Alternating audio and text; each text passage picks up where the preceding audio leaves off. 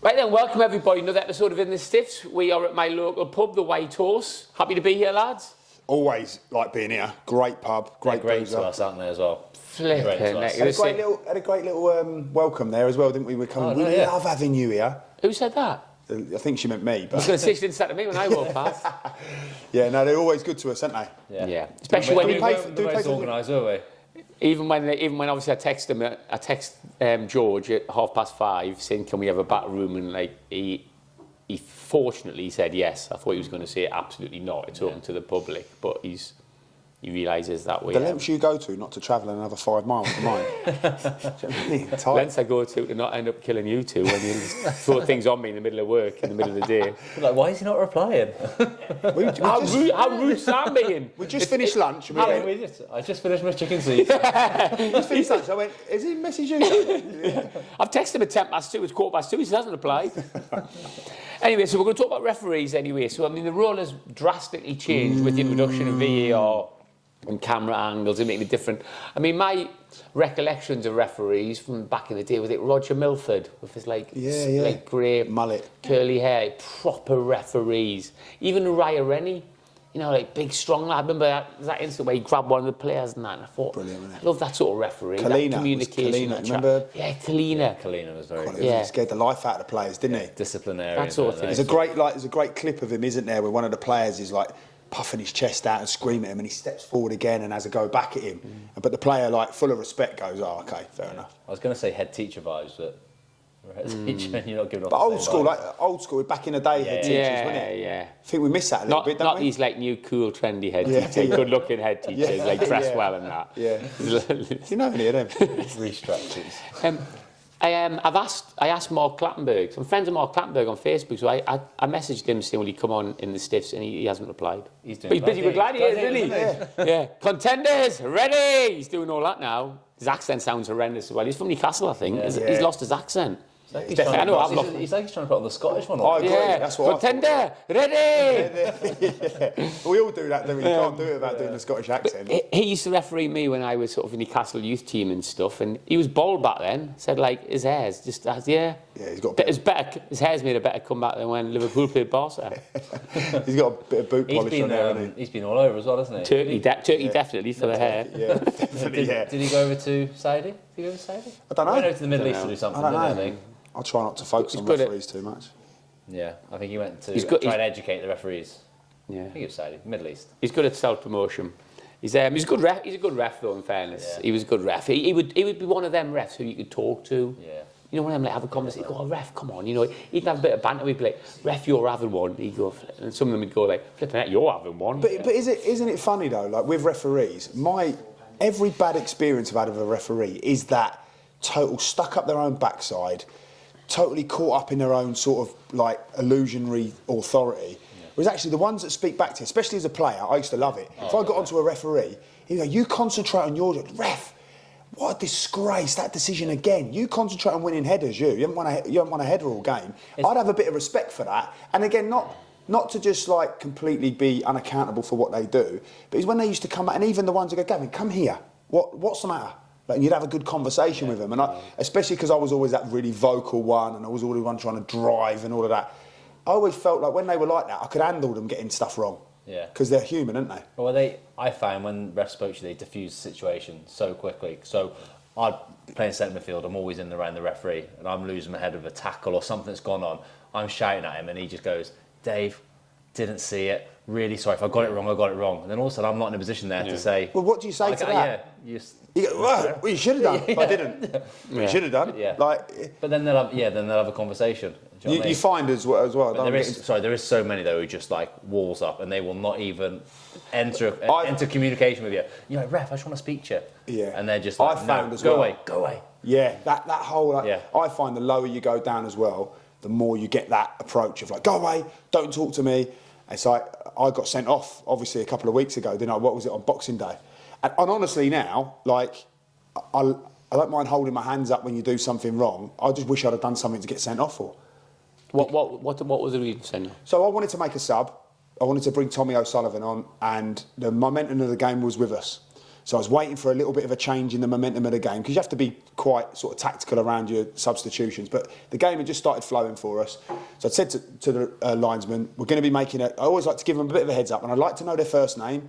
So I said, like, you know, Nigel, just to let you know, we're going to be making a sub any time now. Give you the heads up. You try and work with them, try and get a bit personal with them and understand. And like every now and again as well, when you shout for something and they don't give it and you go, you got that one right, sorry. Just shouting for the sake of it. But I try and have that a little bit with him. So Tommy was getting ready. I told Tommy to put his coat on, because obviously he's getting cold, and it's like 3-4 minutes has gone by now. So he's gone, are you ready to make the sub yet? I was like, no, not yet. I'll give you a shout, Nigel, don't worry. Are you ready to make a sub yet? No, don't worry, mate.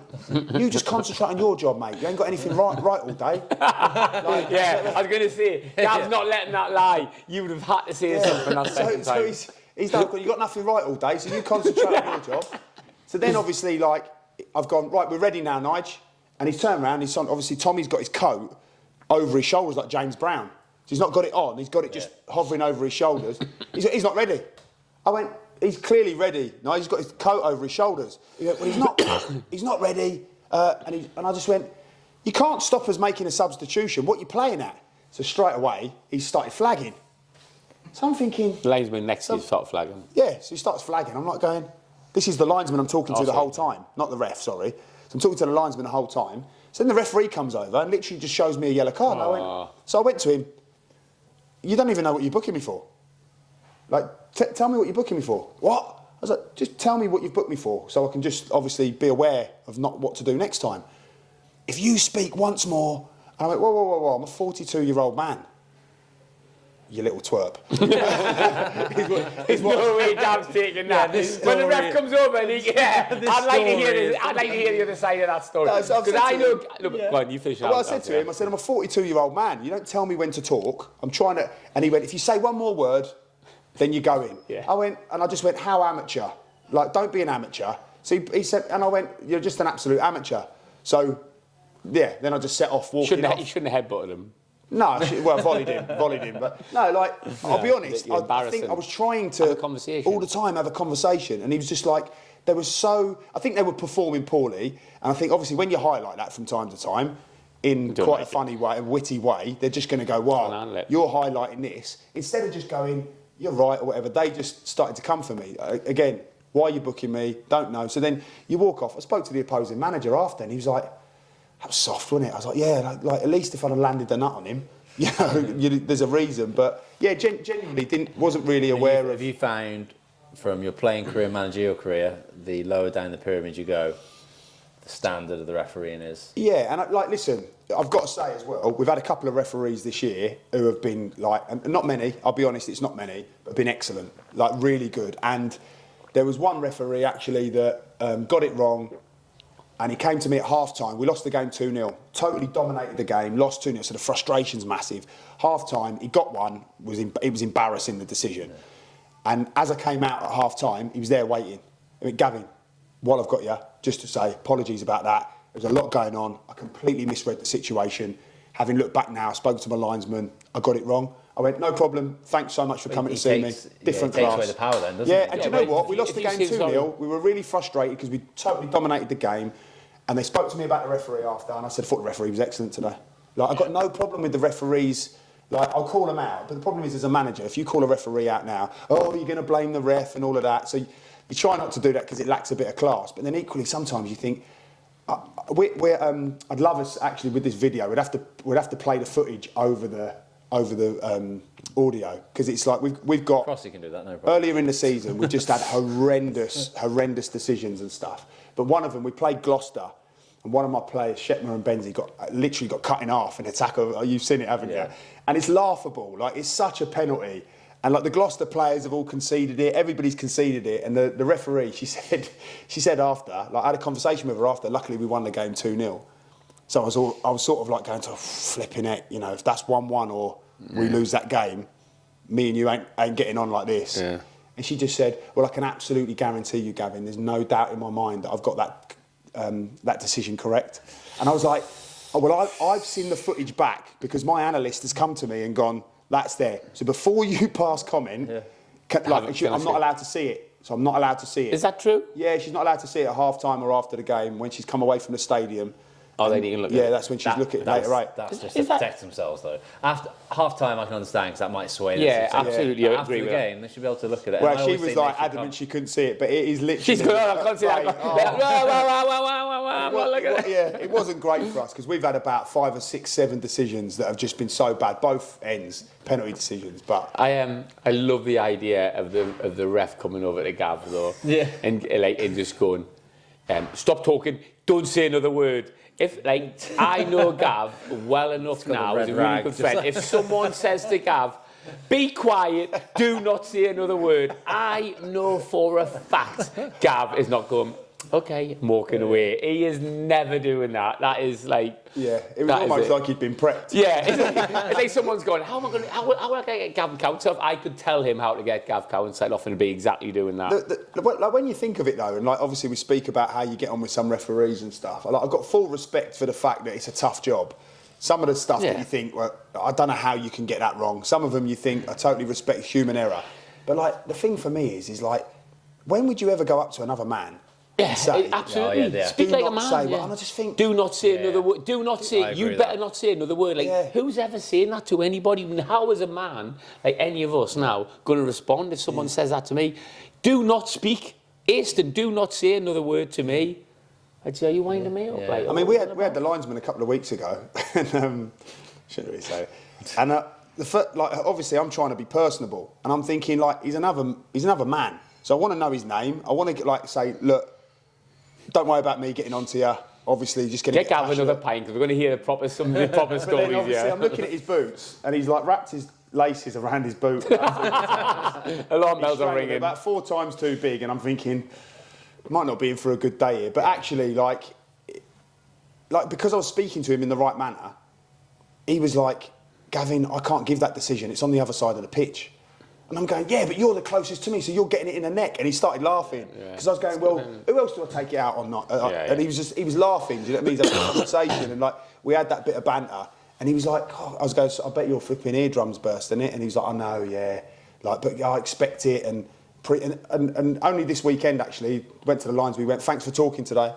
You know, just thanks for having a conversation. Yeah. But then it's very few and far between at that level. But also, like, playing devil's advocate now, how would a modern day Premier League player respond if a ref says to him, Dave, you might be able to answer that. See, if the ref went, well, you're having one as well. Like, I remember people saying that to me, you're having a shock. I don't know how the modern day Premier League player might have a conversation, go, ref, you're having one. If the ref turns around and goes, never mind me having one, you've given the ball away 7 times. Like, how would they respond to that? I don't know. So other players didn't like back when we were playing, I would absolutely accept that and go, fair play. He's got a little bit of banter there. Yeah. I don't know whether 23-year-old lad playing Probably fall down holding their face. Well, you just don't know, do you? So But the ref might say, you know, it's really difficult nowadays sometimes. I think it's a fine balance because I've also, from playing in the Premier League, you notice with referees that they will try and be matey with the big names as well. And there's a real fine line, isn't there? right. It's crazy. Wow, so that's there's a controversial. real, This is Love that. no, there's a real fine line, isn't This will there? make the shop I'd be all stars. over it, me. But this is the same in all leagues in a way. But you know Yeah, that referees are like OTT trying to be friendly. Mate, and if I it was a doesn't work, referee, does I'll it? be honest, I'd be all over Erling Haaland. Hello, mate, you're right. Can I get a picture after for my kids? No problem. You get a couple of penalties today. Just get a few kits. But I think, but they're There is, like, intimidated. but it's like, so for Wolves at the time, we're one of the lower teams in the Premier League, and you've got a referee saying JT. And you mean those sort of conversations? I wouldn't like that at all. Do you know what I mean? Brilliant. I'm not having that. Wazza. I'll be Wazza. fuming. Like, talk, you Oh, know, No. I'm going Wazza. He's going to be. He's good. Number 11. He's like, Aston, turn round. Aston, Aitken. Sorry, Wazza. You're on there. I'll be like, hold on a minute. Like, who are you going to? If it's with a tussle, who's getting the decision? So you, Wazza. you do. It's not Wazza's Aitken. getting a decision, mate. I think it's a balancing act with a strong referee to say not be that one who can't speak to, but then also one that's not too matey. There's a fine line, isn't there? But even I if agree, you're, actually, if you're good Wayne point, Rooney, I can guarantee when they're calling, he's turning at Wayne Rooney's looking at him going, Yeah, it's like, like me close mates call me Wazza. Yeah. Ref, You call don't me call Wayne. me Wazza. You call me Wayne. Call me Mr. Esquire. Rooney. Like Mr. Rooney. Yeah, that is so interesting that you say that though. That is crazy. So you do find that with the bigger teams, definitely. And then I think it's hard to. They will always give decisions referees, so they won't shirk it because of a name. But you do feel that there's a little bit more pull. There's a bit more pull, and you see that nowadays. You say with the big teams, big decisions, all that sort of stuff. You don't want Pep on your case like you didn't want Ferguson. You got Klopp and all that. You think they come for you. Say Wolves, isn't it? Gary O'Neill. He doesn't want to get into the argument about it, so it's easy to give. Because the refs are going to go, hold on, Gary O'Neill. Who do I want on my case? Don't Gary O'Neill. I mean, it's been Mourinho, didn't it? Yeah. So it's easy to do that.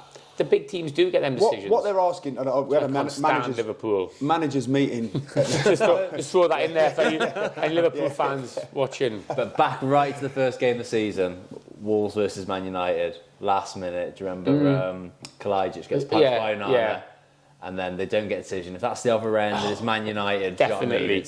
Definitely, I agree. That's where referees have to be so strong. But it's human as well. And are they strong now, Dave? Do you think like they're prepped on this? Do you think when they're having their referees meetings you in can't referee help it, land? can you? You still can't obviously there's a land, isn't there, called referee land? And it's like referee land. It's like a special place they go to. Yeah, I think it's all there in place, but then no one. You can do anything in the classrooms, anything on a training pitch, which they will do. All the prep's there. But then you put them in the middle of 75,000 in the 89th minute and there's a shout for a penalty. You can't prepare for that moment. When he's running down a tunnel going, oh, nah. And we'll jumping on his mate and we'll going, get onto this, punch him but in the then face. that is where VAR is fundamentally ruining football because they'll lean back on that then. I won't make a decision. If I've got it wrong, VAR help me out. Do you remember was the Man City one where the ref messed up and he blew early or something, didn't he, for someone putting a pass? Because and he just but it's humans again, just panic or you get it wrong or you blow a whistle and you think, oh my God, what have I done that for?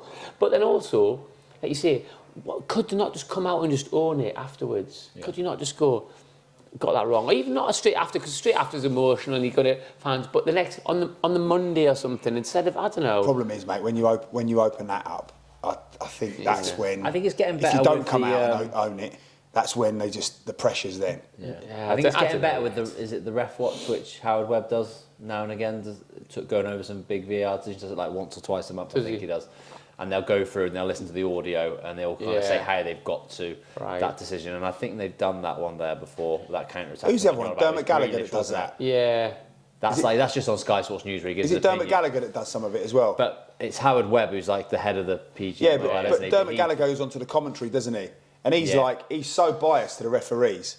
Like literally, you got like Gary Neville or Jamie Carragher both saying to him, "Well, it's clearly a handball." He's like, "No, well, you know, I think you'll find that come off his." Say Mike Dean on Soccer Saturday and everything now, isn't it? It's like almost like it's that's role, it. Sorry, that's it. Yeah, Mike Dean it is. Can I just quickly, while you bring up Mike Dean, have you seen the footage when obviously Tranmere fan, isn't he? Have you seen the footage of him stand on the barrier, like shouting and bawling for Tranmere? Like when I saw that, I got a little bit of sick in my throat. I haven't gone. Tell me, I haven't seen it. Mike Dean, obviously, he's a different referee, and obviously he says he's a Tranmere fan, isn't he? So Tranmere are playing, he's jumped. So obviously, I'm probably his hero. I think he had a Mason shirt on. He's on the barrier, and he's like, "Think Tranmere, super white." I mean, he's just going nuts like a proper fan. But some people are going, brilliant, you know, he's a real fan, but I just thought that is absolutely for sure. Of course it is. Yeah.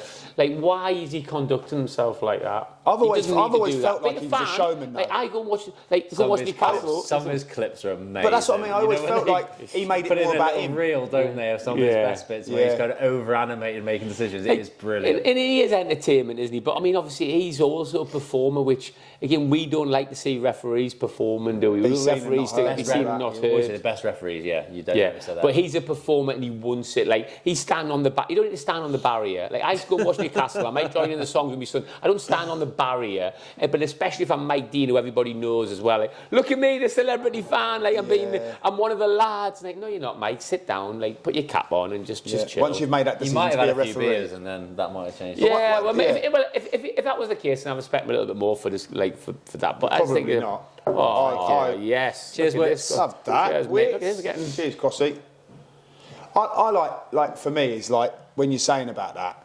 Once you've made that decision to cross the line to be a Premier League referee, you can never go back to being a fan like that. I don't think you can ever do it. Like, as much as like you're going to the Shrewsbury Town end, Dave, and you're a supporter because you genuinely support Shrewsbury Town. That's really lovely and commendable. And now your boys starting to and all of that, and now our boys are supporting Shrewsbury Town, and we love that. I don't think I could ever go in there and be like, you know, shouting and screaming, because you full sort of cross that line a little bit. And it feels a little bit for show. Don't get me wrong. No, you get passionate about Shrewsbury and you're like, come on, but I don't stand on the barrier trying to get on the pitch. But if you genuinely are so excited that they've won and you jump up and all that, of course, which we all do, that's brilliant. But I just thought with Mike Dean, I saw the footage and I just thought, nah, he's not being authentic there. That is absolutely, I'm one of the lads, I'm wild, I'm Mike Dean. Let's get as many cameras on me. Sky Sports have got a camera on, let's get on the barrier again. Like, sit down, Dean. Surely we'd get him on here. Surely we'd tag him in. We saw some footage, didn't we? I don't want him on. We were doing the FA Cup special a while back, and we was looking back at some Wrexham Shrewsbury games. He was repping one of the games, wasn't he? Yeah. And I like at the time, obviously, we didn't know. Yeah. He had a little bit more hair, didn't he? Yeah, he looked like Rigsby, didn't he, from Rising Damp? He looked horrendous. Let's get him on here and hammer him. Hey, refs though, I think like refs though normally you just think of being like traffic wardens and that. Yeah. I remember one like when I remember playing for the Newcastle youth team, right? The Newcastle youth team, we had this ref had a bad game. Anyway. So we had I can't remember, I don't know who was our coach at the time. It was Kenny Wharton, I think it was. Anyway, I remember he was going mad and he used to kick off. No one used to go and kick off on the ref's door, didn't he? He was banging on the ref's door and going, let me in there, let me in. I remember the ref going, who's he thinking he's only little? Let him come in. I remember we were cracking up outside. I was like, oh. Kenny's proper had a little panic up. And he's gone, the ref's going, let him in then, let him in. I was thinking I'll smash his face in. I thought, fair play to the ref. And like you say, there are referees that have got loads about them. Oh, yeah. You know, they want to talk to you. Charismatic. You think to yourself, fantastic. It's the ones that, unfortunately, in that position, when the power trip starts to kick in and they start forgetting that it's just an interaction. And again, don't get me wrong, players do it as well, don't they? They cross the line. Players forget that you're talking to another human. You need to respect that person. Absolutely. So I get it. It's disgusting the way some of the players speak, to be honest. Yeah, it's worse than the players. And I've done it before in the past. So the heat of the battle, you can come out with some outrageous things. You would, like you said, you would never say to another human being, and you're looking for someone to blame, and you're going wild at them. You like to think you get better with age, but then my first couple of months when I was playing in the Welsh Premier League for Bala, I almost flipped back. And I was going wild at referees, just again because that's the culture. The standard's so different, and everything's going on. You're like, how have you got that wrong? Do you know what I mean? Ridiculous. It's so obvious. Where have you seen that decision? But going a lot more animated and are they just excellent at the top level, Dave? The referees. Is it not like players? I suppose like players, isn't it? The best are at the top, and then the lower down you go. And I really think you notice a good referee as a player. You really notice a good referee, how much control they got over the game. Yeah. And how they don't let things get. And you see ones who are a little bit dazzled in the light a little bit when rabbit in the headlights when stuff's going on around them and they don't know what they've given, they don't know why they've given it, and it's a bit too much. And whereas the bit for me now is it's the human element that's gone out of it. So like you say, when people start, are we moving on to VAR now? Then are we not? Well, more so we had a managers meeting at the start of the year. So they collect everyone in from the National League and everybody goes to the meetings around the country and you sit there and they spoke this year about a zero tolerance. So if a player kicks a ball away, see that. Any hands raised. So we played away this year and the referee, I was trying to get some information to him about something, but obviously, again, they don't want to listen, they don't engage. So you're just thinking, we've got one of them. So, but what I know is, if you raise your hands, they come and warn you. So I just turned to the bench and went, I'll get him over now, watch. So I just went, so they're expecting you to go, right, panic, like if you're animated in any way, there's a problem. So I literally just went like that. He blew his whistle, come over. And I said, I've got you over here purposely. I put my arms in the air. He said, you can't do that. Can't put your arms in the air. I went, right, forget that. So then I said to him what I wanted to say to him. Yeah, exactly. But because I put my arms in the air, that's how rigid and robotic they are. Yeah. The problem I've got now is your heart's racing when you're the manager. And you're in the technical area, and every little detail, you're trying to win all of them little 150, 200 battles in a game, right? But now I've got my captain, who's a central centre half, and his adrenaline's pumping, he's organising, everything's going at 100 mile an hour, something doesn't go his way, so they're asking captains to go to him. Now, he has never got in one of their faces, he has never been aggressive, but flipping it, and then walks towards him. Because he's done that, he's been booked 4 times. He's now on the verge of a 10th booking, which will suspend him for 2 years. He's been booked 4 times, and when you look at them, they call it dissent. So what he's done is he's gone, ref, like to speak to him because he's the referee. So I've got no other players who have done this. It's his tone of voice and his arms that he gets booked for. No, more so his body language. Yeah. So not tone of voice, it's body language. Because he's gone, how can that happen? Even if the decision's horrendous and they review it after, they're not accountable for it. So they just go, you can't do that.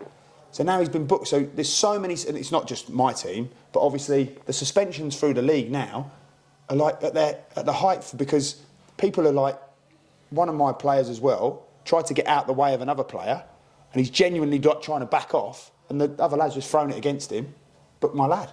Yeah. So it's like, why are you doing that, Carl? You're interrupting the game, you're trying to slow the game up. No common sense, is there? There's just no common sense and there's no human element. But when I say there's none, there is some, because some of them are excellent. Like I say, the guy that we had in that game I spoke, he's the best. We lost that game 2-0. But he's the best referee we've had this season. So that's perfect then, because that just leads us on to it's the referees then, they don't know the game though sometimes. So therefore, should we try and get more ex-players refereeing football? We should, but it'll never happen. Yeah. Because obviously the finances, you want to get some people in the Prem was to be a ref and start like because they've earned their money or whatever and do that. What I think so. It makes sense. Absolutely does. It's like it's like when the ball goes in the corner and someone and they clear it and then and someone comes in and they jump and I'm like you know they're going to jump on the floor and the ref just goes. I think he's just been sucked in again. Like, I would love for it to happen. But are you saying that you think it will happen? You think? No. I think it should happen. Oh, should? Oh, absolutely. Yeah, but it'll never happen. That little one there, mate. Chris Gunter, I played him at Wales, mate, and I played him at Reading as well. He was the best I've ever seen. He was a right back. Yeah. So a winger tries to take him when he gets his body in the way, and he just falls on the ball. Yeah. Grabs it in on the floor. I've never seen him not give a foul. And every time we played Reading, when I was at Wolves, I'd say, literally, do not go near him when he's going because he's going to fall over at every point, and he was the master at it. Players at all levels. Even this week, we've got a player do jump and just fall, and the ref just go. Mark Stallard was brilliant at it. He was incredible at it. Harry Kane, and he just goes. That's one of my pet hates though. About so that's a foul that happens in the penalty box for a striker. You're not getting a foul. Do you know what I mean? So that's where the inconsistency. Football's become ridiculous because it's like you can't do anything like that. And like now, like you say, we've got defenders are as bad. Yeah. Like you've got defenders, they go into the corner and we're screaming, don't get him out of trouble, don't get him out. Yeah. And he falls over. It's your natural thing though, whenever you go into the corner, I'm always saying, don't touch him, don't touch him. As a player, I'm like, don't touch him, don't engage. Because you know, as soon as there is the... You go up and fall on the ball. We've had a meeting about it in our analysis sessions as a team. We've spoken about it. Yeah. Let's not get the opposition out of jail. You know what it's like. You're like flipping it. I'm a defender. I'm running towards my own goal. Yeah. I've got this rapid lad who's really strong, running all over me. And actually, if I can just get in his path and just know that one slight touch I can go over. Yeah. Like I'm not going to say we haven't utilised it ourselves, but like more like we're not really a team like that. We're like quite an honest team. So it's like you're playing up against players. And at the weekend we played against a team, and the lad was brilliant at it. And he was going over and he was trying to get our lad sent off. And I've got a brilliant clip actually. I'll send it to you, Crossy, to put over this audio. He's running towards and he knows the referee's just off there. And he's let my lad get close to him. And he's just fallen on the floor like my lad's raked his Achilles. And it's so blatant when you look back on the video after. But in real time, I looked and I was like, oh no, what's happened there? And the referees obviously looked. And luckily, he was like, he's not given anything, but so easy now. But the refs must be aware of that. Why have the refs stopped booking people for diving as well? I mean, I've seen a couple, but rarely do people get booked for diving now. Diving's horrendous. The culture of football's changing, isn't it? Honestly, it drives me insane, like the diving and the falling on the floor. I saw a brilliant clip of two lads jump up. I find that Crossy over the audio. Two lads have jumped up. Two lads have jumped up and they've gone. I don't know where it's from, but two lads have jumped up and they've gone head to head, and then they've both fallen on the floor, like either side. I'm just like, what are you doing? Like, your kids might see that. You're gonna have to. Someone's going to get that footage. Remember, Kevin Ratcliffe did it with Vinnie Jones. It's a great clip. Kevin Ratcliffe goes head to head with Vinnie Jones. And he touches him, and Kevin Ratcliffe just falls to the floor. And I remember saying to Kevin Ratcliffe one time, like, what was the crap then? He's like, I'm trying to get him sent off. I'm like, but when you're older, like, your kids, your grandkids are going to see you do that. Like, I'm like, it's embarrassing. I think it'd be different now. I literally never ever went down. I think the kids see that as like a trophy. They're like, if you fall over, like you say, back in the day, doing everything you can. You'd never show any fall. weakness. You'd never show you were hurt. Even if you got spanked, even if someone absolutely clattered you, you're still getting up and crying inside like a baby, but externally you're going. But for the team though, there's a game which sticks out for me this season, earlier on in the season for Wolves away at Fulham, and Max Kilman comes up against Wolves are losing the game 3-2, and the Fulham striker, I can't remember his name now. He's got to Max Rodney Kilman, Marsh. and he's gone to headbutt. I think he's headbutted him in the chest or something like that. Max Kilman was like just backed off and looked at him like, "What are you doing?" and walked off. Brilliant. Whereas Vinicius, and he just looked, "What are you doing?" But if that was Cunha or Wang Yi-chan, they are rolling around like no tomorrow, and he didn't get sent off. They went to VAR, didn't get sent off. But I swear, if any of those two, 100%, he gets sent off, and then that plays against Wolves because he's I know it's completely off topic. I get it. Yeah, I get it. How good? I know it's completely off topic. Just quickly, just 30 seconds. Are we putting this in the main bit? Yes. Oh, yeah. How good? Yeah, no, it's not about what you think. Very aggressive. How good Can is someone Max keep an eye Kilman? on left-footed centre half should be in the England squad. End of. What? Mate, left-footed He's so centre good, halves. mate. Left-footed Can play. centre halves are. 100% in England. 100%, mate. Mate, have you seen, mate, he's a joke. strong- Left-footed centre he is halves so are literally the heartbeat of any team. He Oh is my so God. strong, mate, and he's good on the ball. He's Mate, unbelievable. He is scary. How he's not. Do you know in what the funny England thing squad, is? A mate? couple of years ago, I tried to get him on loan at Telford. I did. I tried to get him on loan. I made an Race versus inquiry. Wolves. I think they said I couldn't hear over the thing because it was like expletives. But yeah, no, basically. Just laughing. Mate, he's like 6'5". He's mobile. He's strong. He can play. Plays every single game. And someone headbutts him in the chest, and he goes. Yeah, I love that. I love that. Oh, Thing mate, is, he's my right, favourite Wolves player. obviously, right, I love I'm him. sure they should, like, Handsome as well. the manager might have said he should have gone down, but for me, already, like, I've never really seen him play that much, but I love that. He hasn't gone down. Yeah, there you go. Yeah, I've lost the game. Yeah, we're getting relegated. Yeah, we're... Play him as Stones, mate. Crossy. Just had a little 1 minute break there, telling me about how Max Kilman should be playing in the World 11. How like, handsome he is. I honestly think he should be in the England squad in the England like as a starting 11 as a left-sided centre half. You're going to play Harry Maguire left-sided centre half. Max Kilman all day. Mate, he's so good. And there's other good centre halves out there. You've now got tickets But for as a Wolves. lefty- He's obviously Wolves. Everyone's just like it's absolute Wolves loving. It's embarrassing. Like Max Kilman. Who else from Wolves should be playing in the England team? Like He's Steve better Ball. than Dan Burn though. Or Steve Newcastle Ball. fan. oh, now we're getting nasty He's now, what, isn't he? sorry? Better than Dan Burn. Oh, like, don't be like that. Stop me that now. There's opening a can of worms. I'm not saying Dan Burn should be playing for Bit of Maximus. Brazil. What a name as well. The best referee I've seen is Maximilian Kilman. Yeah. His name's Kilman. Like, Yeah. centre half. No. Dave Maximilian. thinks Max Kilman should play for Brazil and England. Maximilian Kilman. Who can he play for as well? Ukraine, isn't it? He's got Ukraine heritage as well. I didn't know that. Yeah. I want it to be more like, Russia. Right. and I Ukraine. want it to be Greek. Sorry, we've gone well off track here. So play. I think we all We'll have to proof check that if this goes out. I think That too, you don't want to get mixed up. we do not Ukrainian. we do not want to make any mistakes on in the stiffs with regards to research. 'Cause Especially literally- international it's football. never happened in four series, so we're not We going to used to start play now. with Thomas Sorensen. So we just mentioned there about players becoming referees, I think, which we all think is a good idea because you know the game. You can spot those times where people are buying fouls. You know, you watch Jack Grealish come inside, puts his right leg across, falls over. I'd just be like, "Get up, Jack!" So, I was refereeing. so why would it never happen then? Financially, no top players are going to be a referee. But like, can is it a like- pain? You just can, said can there, you be bothered to go all the way you- through? you I think were- everybody plays football knows football, though, don't they? yeah, you've had a brilliant 650, 700 game career in professional football. So if you've exaggerated that, but we'll go with it. Including your- I did a bit of games at modelling, school, including games at school. including for school under nines, Sacred Heart under nines. I played eight But games. you've had, what I'm saying is you've had a respectable professional football career who would know the game. even the stretch, but Yeah, okay. who knows Go the with it. game. And like so financially now, if they came to you and like 150 grand a year, Yeah. it would be really interesting. No, I'm in.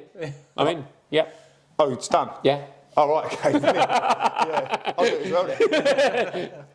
But Me and you linesman. I'd be the tallest linesman ever. I'd be like the Viv Anderson of linesmen. I'd be like, You have to don't get speak that to me. run ready, don't you? Don't speak to me. Don't speak to me. Yeah. Oh, you'd be horrible. No, but I'd be amazing ref. Amazing. But you as a ref. have to give decisions though. You know that, don't you? But I'd just be chatting away. I'd be like, That's the problem. Come on, what you You'd be doing? like that. Come on. What are you lad? Where are you going later? Like, I bet you lot are going out later, aren't you? Is it good? Oh, brilliant. Hey, mate, Sorry, mate. Just give me a penalty. mate, mate, that must be hard work for you going out with that good-looking centre. Oh, they wouldn't have a bit of banter like that. Yeah. No, but you have a bit of chat, don't you? You chat and you relate to it. And you'd be like, get up. I'd be like, Jack, get up. Stop putting your leg across. I know what you're doing. You're putting your leg across and falling down. Get up, Jack. So I played with a lad called Steve Parmenter, right? At Steve Canby. what? Steve Parmenter.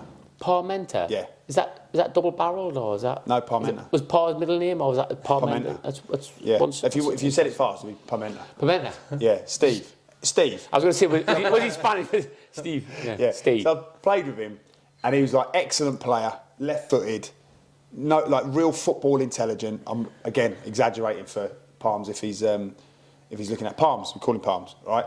So he decided he was then working at Southend, obviously all that part of the country, and he decided he was going to go into refereeing. He got a little bit of exposure around it, started doing it, and I was watching him from a distance because we'd obviously stopped playing and whatnot. And again, proper, I hope he's listening, he's a proper busy bastard, you know, around football. He'd be the one collecting in the fines, but not like as in dominant, like the geeky one, Palms. That's exactly what you'd be.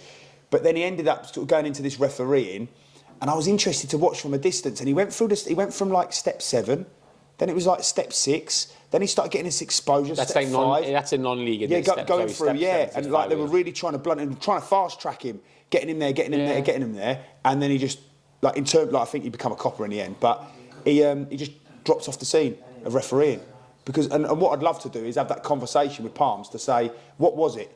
Was it like did you just get to a point where you went, oh my God, this is a thankless task. I'm getting absolutely battered. The money's not good enough. It's a hobby. I'm not being fast-tracked quick enough. Had they started him at a lower level?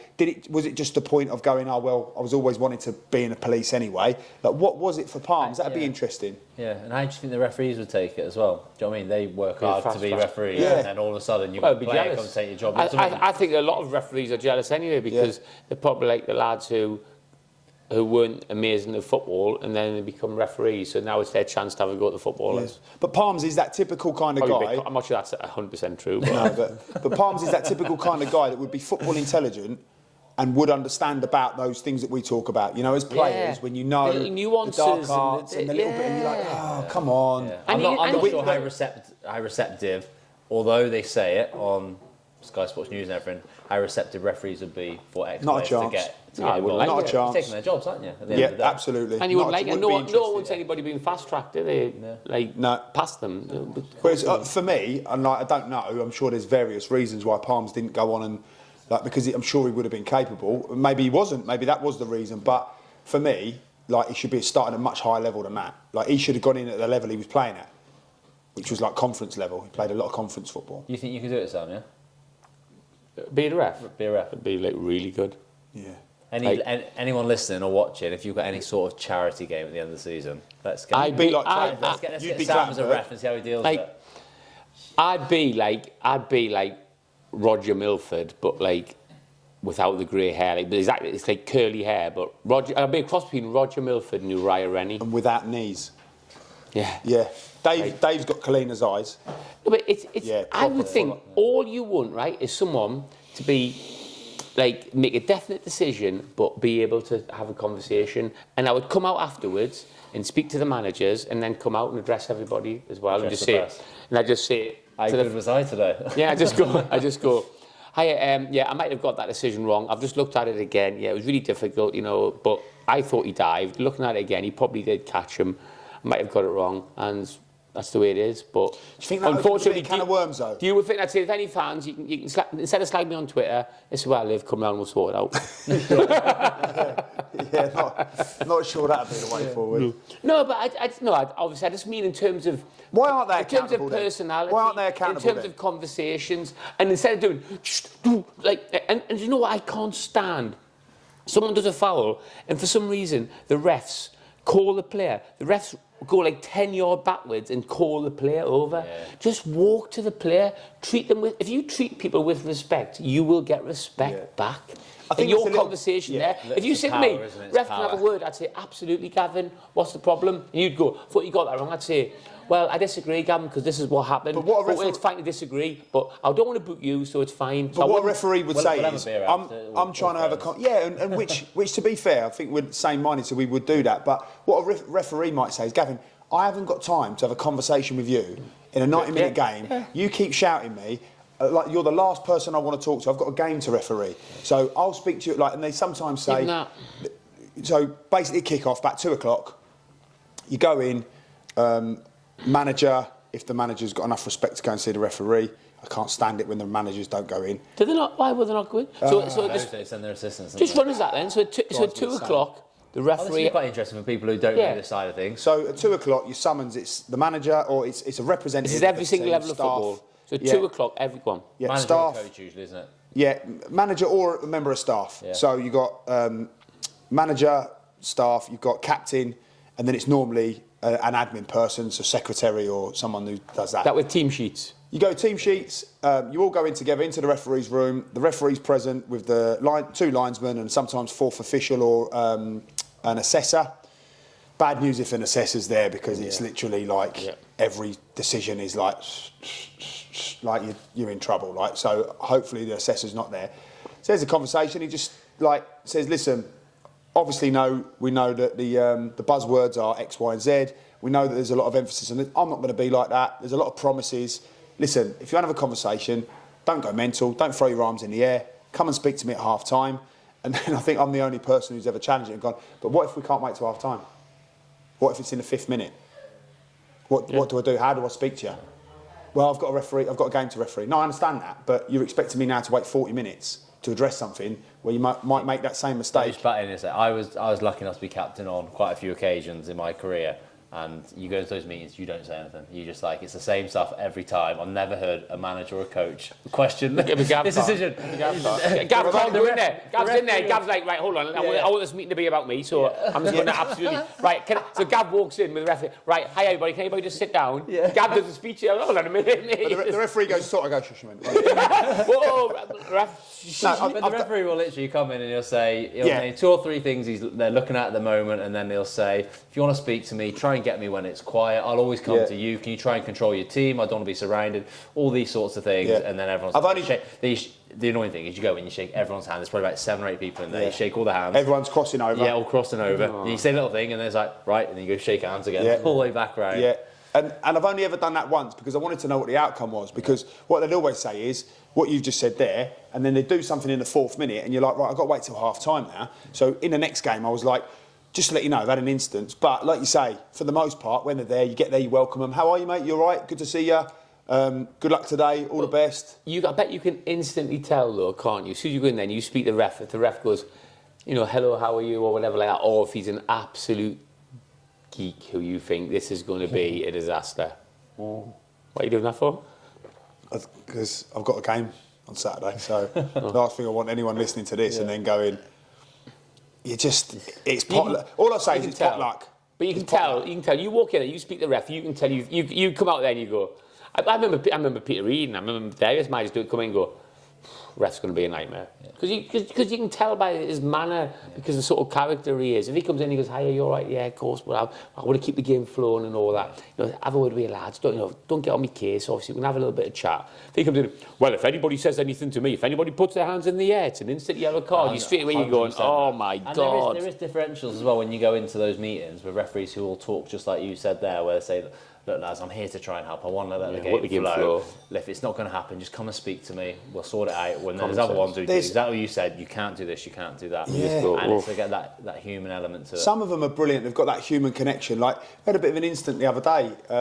One of the lads was going out, and the linesman said to him, "Oh, look, you've got too much of your white sock showing. So you're only allowed a certain amount of tape." And but in his defence, like, the lads know this.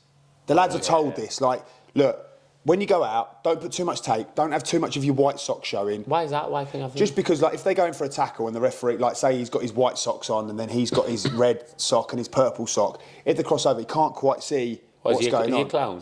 Yeah, basically, yeah. They said the opposition, obviously, everyone wears white socks, don't they? As the under socks, if you're not socks. So there's too much of it. He can't see who's in that tackle. Yeah. It's a load of nonsense, basically. It is. In the linesman's defence, he knows that if the player then comes out the tunnel and he gets to the top where the referee is, and the referee sees it, he's going to send him back in. So the linesman goes, "Listen, too much." So my player's kicking off, and I'm thinking, like you say, don't kick off. Don't make a big deal of it. And I'm like, I was saying to my player, you know the rules. Sorry, Lino. Come on, get it sorted, because you don't want to get on their bad side. So it's like those little things there. There has got to be rules. There has got to be boundaries. There has got to be. Do you know what I mean? So you've got to respect that. And to be fair to him, he went, "Oh, mate, you got too much of your. You're going to have to." You said it in a good way. He did do it in the right way, but equally, the lads know that. So I've got no problems with that happening. Okay. It's when they start going. One of my lads has to, like, he's got dreadlocks, so he has to tie his hair up, and he's like going, "Come on, then," and I'm going, like, "Are we struggling for time?" He's like, "No." I'm like, "Well, he's just getting ready." Well, but the buzzer's gone. I'm like, "But you said we're not struggling. All the lads are still in the tunnel, like." And he's like going, "Come on, he needs to hurry up. He needs to hurry up." And I'm going, "But how long are we going out?" He went, "We've got a minute." I went, "It ain't going to take him a minute. Relax, calm down." You just can't. It's again. It just comes down to individuals. The same like in education, like you get like Ofsted inspections. It comes down. You can have all the rules, but it comes down to the individuals and their preferences and everything. And it shouldn't do, but it does, and it's impossible. It's impossible not to. It is. Yeah. It's a strange dynamic that meeting though, isn't it? Before the game, my first ever one was Stamford Bridge. So I got named captain. For Wolves, yeah. So I got at Chelsea. It's a League Cup game, class. so he's kind of rested a few of the older boys. I was still playing, and he's named me as captain. And it was the same day John Terry had been in court all day over the racism thing. Do you remember with the QPR stuff? The Anton Ferdinand. So he'd been in court all day. So I didn't think he was going to be captain. He'd just come out of court, but he was captain. So my first ever one, Stamford Bridge, John Terry. And the first thing the referee said, "I know it's been a long day for everyone." John Terry's that. Well, that's for you, John. That's for you, John. You've had a tough time. That's it in the dock. But yeah, it was an amazing one to be captain for, but lost 6-0. So not so great. But before the game what was like the tunnel? John Terry, a good lad before the game and stuff. Respectful. Yeah, he's always been good. And like I've said before, like I never ever realised how good he was at football. Yeah, Gav loves him. We've had this conversation. I always thought he was a head and kick at centre half. But right, what you got is he better than Max Gilman? Yeah. He's the my God! Why didn't he's the greatest centre half the Premier League's ever seen. Oh, wow. Yeah. He honestly was. And do you know what? Remember, I'm a QPR fan, and he's Chelsea. Yeah. So that literally is like the worst thing I could possibly say as a QPR fan. But there's no getting away from it. He was unbelievable. He was so much better with the ball than what I ever realised. I said I was playing number 10, and they were saying like, of course.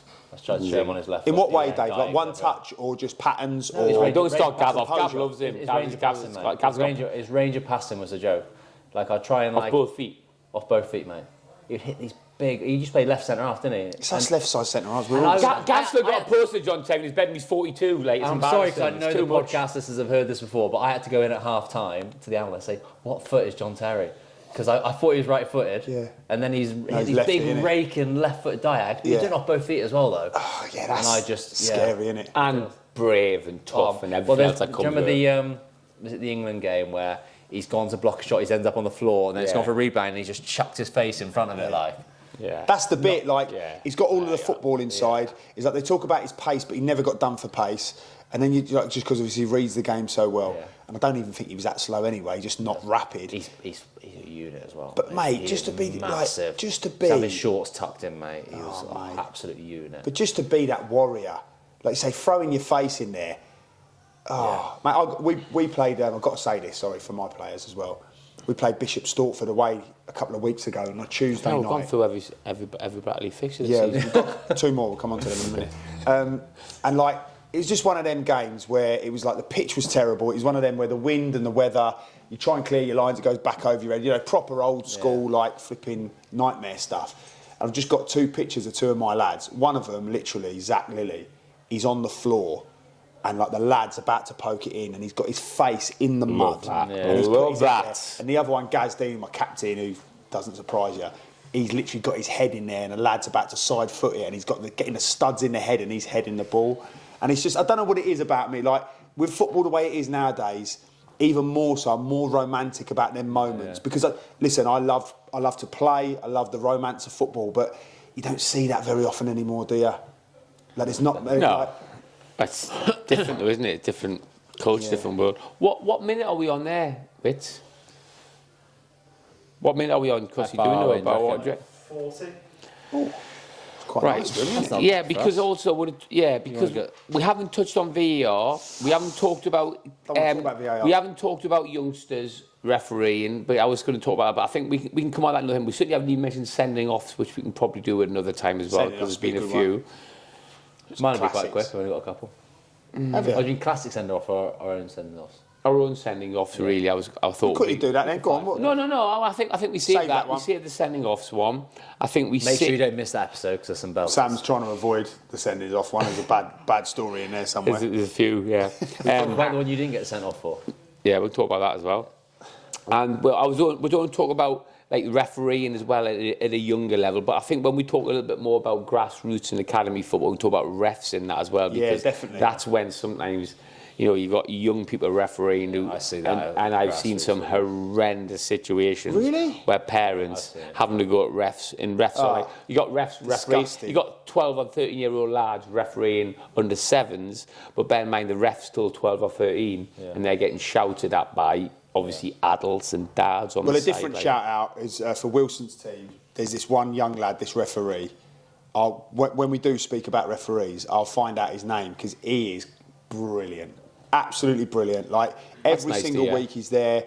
He's like gets loads wrong, but he's like not as in loads. You but- call him loads, Yeah. and Gav Yeah. swears him, threatens him Yeah. after, but he's a great lad. He I've keeps spat at him a turning few up. times. I've spat at him a couple of times, And he's missed never him, sent but you off. Yeah. never sent me off. Gav's had him in a headlock after the game, but he's a great lad. But he's brilliant with the boys. He's only a little bit older than them, and he says, "Boys, I'm going to get things wrong, no problem." And he's a great thing to quality. say. And I always think to myself, like I went past him once. I went, "Well done today, ref. Different Yeah. class again." And he's like win, lose or draw. He's always there as a right go. And I love it as well. His dad always comes over. He always stands in the far corner. His dad comes and watches. Well, I think it's his dad. Yeah, He has to drop him off, doesn't he? I only saw him recently, and he got him in there. He's like, "Well done," and all that. I thought that's quality. Good. Yeah. So we'll talk about him more anyway. What's our I'll last get his topic name. then? Well, VAR. I mean, can we cover VAR? We've got enough time, 15 minutes. I mean, VAR has obviously transformed refereeing, hasn't it, massively, and it's changed referees making that decision. And I think referees now have got that as a backup. Whether you think that's good or bad thing, I don't necessarily know, but it has taken a bit of agency from the referees, I think, hasn't it? Whereas, unlike, I mean, they let it go now.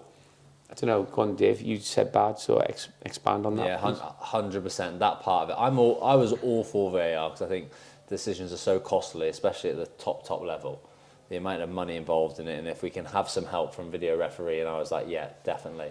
But my biggest problem is exactly what you just said there. It takes the power away from the referee from making the decision. And I honestly think that referees, if VAR wasn't there, they would give so many more decisions with their gut, but they don't give it because they think, I don't want to get it wrong. But VAR will always get it right. Whereas then you've got the decisions where, has he made a clear and obvious error? You're like, it is a penalty, 100% that's a penalty, but is it clear and obvious?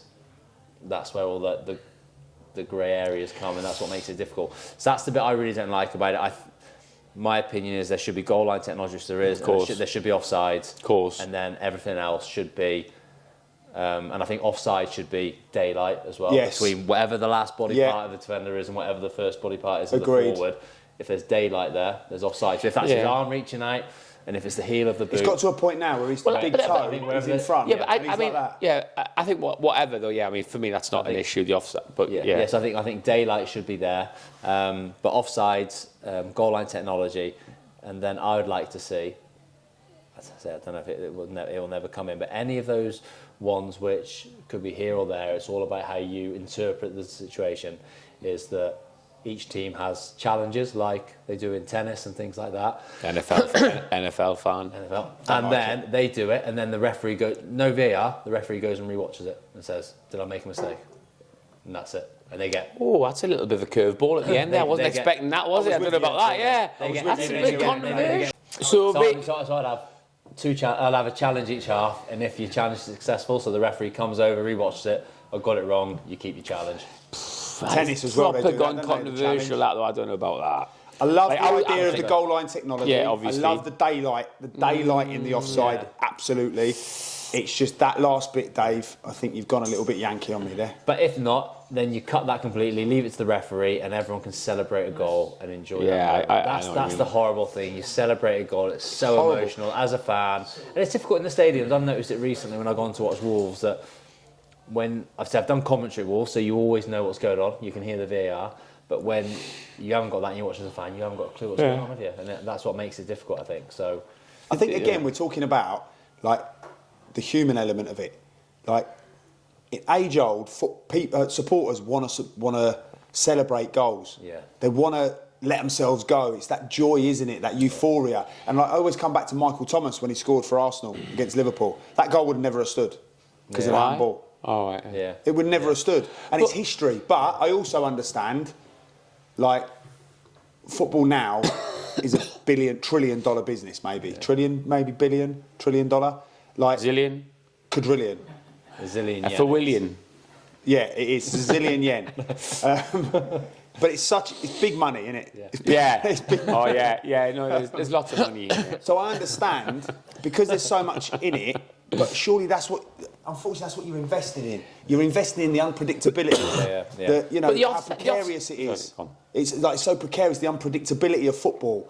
Like, that's what you're investing in. So I get it, it's got to be right, but it's not like a normal business. Football, like being a football manager for me at my level is like completely insane compared to someone working in an office. It's not like you can't even compare the two. No, you can't. Like, in terms of like the boundaries and the ethics involved and the stress. Yeah, absolutely. So I just think for me, like, we have to go back to that. We have to go back to the referees. And we have to accept, and it's a bit contradicting because we're saying that the referees, like, they make bad decisions and that, but that's why at the top level, where the money is there, they are paid, and they should be paid a lot of money to come up with them big decisions. If it's black or white, then I think... But I mean, you say about when to celebrate a goal, but if you're keeping the offside, most of the goals that get disallowed to do with offside, aren't they? Yeah. So I don't necessarily think that would stop the celebration. Some of the ones, like, it's a foul on the keeper. Yeah, I mean, anything like that, the fouls, I mean, it's ridiculous. When they go to the VAR and they stood there and they watch it 18 times, I'm like, if you have to watch it twice, just give it. Because the problem is, we're slow-mo, and we still sit there, and us three would still watch it. Us two might say it's a penalty, you say it's not. So it's no different if the ref just gives it in the moment. I'd rather just give it. That's why the ref doesn't give it and stuff doesn't get given then, because you might say it's not a penalty. But this is the thing now. Referees now are not accountable because what they're doing is they're going, do you know what? If I make this decision and stick with it, I'm going to get loads of stick. So I've got a safety net there. Why wouldn't you invest in it? Why wouldn't you go to the screen? And then even they go to the screen and you go, it didn't prove it. Blatantly come off his hand. Yeah. And then they just go, that's a goal. And you're like... So on handball, I don't understand what... My thing is as well, what worries me, especially when you're talking about big money and big corporations... Zillions and billions, quadrillions. Yeah. You're also talking now that it's open to corruption. When you look at the Qatar was it the World Cup? Was the World Cup, wasn't it? Here we go. Here we go. But in the opening game... Someone get Gavin Cowan warmed up, yeah, go on. The opening game, I think, was it Argentina that played Qatar? Was it Argentina played Qatar? They scored 4 goals in the first 20 minutes and every one of them was, like, disallowed. And, like, 3 of them at least, I was just like, what's going on there? Commentator said something like that, didn't he? Did the commentator not say something about, like, it being, this is what we were worried about? No, they drew. No, they won. I think they won 1-0 in the end. In the end, it was getting so embarrassing that they couldn't even flip in, they couldn't even, like, rig it. But I just got to a point where I was going, I'm panicking for football. I'm panicking for the World Cup. Like, in my mind, I'm thinking of the Italia 90. I'm thinking, please let this be like Italia 90. I'm like, it's never going to be like that because I just think it opens it up to corruption because who's in that room? Who's speaking into their ear? And you're talking about human beings. Yeah, I don't know. Like, listen, I'm just putting it out there. I worry that that's where it's going. I'm worried there's more likely to be corruption in that when everyone can see what's going on rather than a referee making a decision who could be possibly corrupt anyway. No, so I think referees being corrupt is a hard one because they've still got to make a decision in the moment. I think, like, you get into a room where people have got control of that room and they've got control of the game and the officials. I don't know. There's something in that for me that doesn't sit well with me. I'm not saying it's happening, but it's happening. No, I'm not saying it's happening, but it does open it up. You must admit, like, if you can now control the game, it does. And like you say, anything that's a multi-million-pound business, and you're like we need this World Cup. Like, we need Qatar to win the opening game of the World Cup. I'm just using that as an example. betting companies, huge companies. And let's say this is obviously, we're not saying betting companies are corrupt, everything, but multi-million-dollar industries who could theoretically, getting in the right ears, could affect the decision. But Well, that's I mean that's. That's What worries me. That's why people aren't. That's why footballers now are not allowed to bet. Yeah. I remember watching Newcastle play West Ham. Paul Kitson from the kick-off smashed the ball straight out of the play. Yeah. Because obviously it was first throw in within the first 3 seconds. Took the kick-off and it was Paul Kitson. Can we just double check that was Paul Kitson? Yeah. But he just smashed the ball out of play. And like $3,000. Everybody's just gone, there you are, $3,000 back pocket, happy days. Everybody's like that. Everybody's gone. So someone's gone, what was that pass to? He's in the middle, high five, and his teammate like that. Go, there's 500 quid. It's a bit sus when he's like, okay, yeah, mate. Yeah. There you go. There's your Imagine if they'd lost the toss though. And it didn't happen to one of them where they were racing around trying to like. There's definitely a story racing on someone that. to kick out over the audio crossing. There's one of them where they've tried to kick it out of play. They've not kicked it out of play and they've all bunged $2,000 on it. This was years ago, like the 90s, I think. And they're all running around trying to like get the ball, trying to kick the ball out of play because they're all in on it. That's why I wish to cross it out to play for Shrewsbury. Do you reckon Gary Peters had that bet on? Yeah, we used to have to launch it in the corners, didn't we? Yeah, smash it in the corner. Just give it a throw and box him in. Whereas he's making a fortune. I literally had a pain in my leg the other day where I pulled my quad in training because he made me spank the ball. Like we have to drill it into you, go back foot, stick it in the channel, and he made us do it for about 45 minutes to the point where I went, Gaffer, like feeling my quad a bit, and he was like, "Be fine." He used to love the ones that you could get really high. Yeah. The more height you could get on it was amazing because the lads could really get up the pitch. I had that in my locker, to be fair. Yeah. you could kick it really high. Really high as you can. Not accurate or like... If someone ever says to me, what were Gavin Cowan's main strengths? I said, kicking the ball really high. Really high. Absolute sandwich. All right, so we've covered VAR, but we haven't really touched on refereeing in kids' football. I think that's for probably another episode. Covered FIFA corruption, though. We've covered FIFA corruption. That's quote from Gavin Cowan there. But we'll get us all shot. And we'll talk about send-offs another time. So that'll be quite a good one because we've had a few send-offs between us. Yeah. Absolutely, the vast majority of them unjust. Yeah, 100%. 100%. Yeah. I think that's it then. Thank you very much, everybody. I've enjoyed that. Thanks to the White Horse. Thanks to White Horse again. Yeah. What a lovely venue. They have to pay for them pints, or are they free? Free because Wits paid for them. Oh, brilliant! Thanks, Wits. Thanks to Wits, and thanks to the White Horse. First time in 4 years. Wits has found his wallet. You just pay with his communion money. Cheers, everyone. Thank you. Over and out.